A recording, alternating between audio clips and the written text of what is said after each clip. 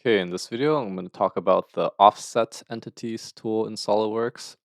So, offset entities is good if you have a sketch and you want to make like a thickness or something. So, maybe you want to offset the sketch inwards or outwards.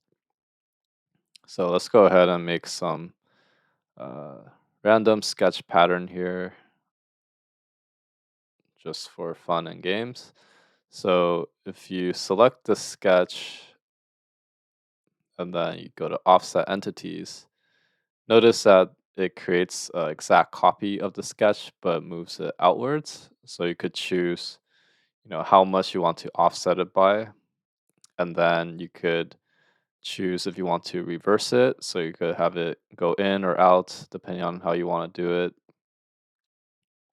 And then you have bidirectional, so you could have it both outwards and inwards. Select chain lets you automatically select a whole closed chain. And then you have like cap ends, for example, if you wanted to have an arc.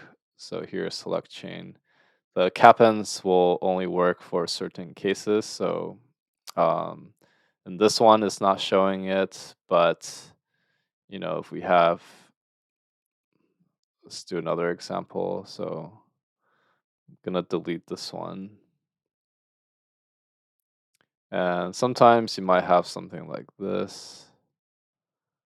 So let's say I just have a line, right? Then if I have a single line and I do offset, if I do bidirectional, I could cap my ends like this.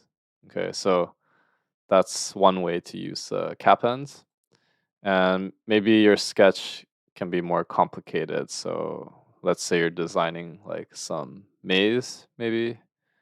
So you have some like random path like this.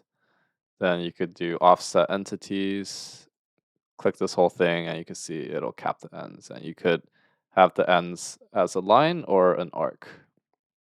Okay, so that's how you would use offset entities tools.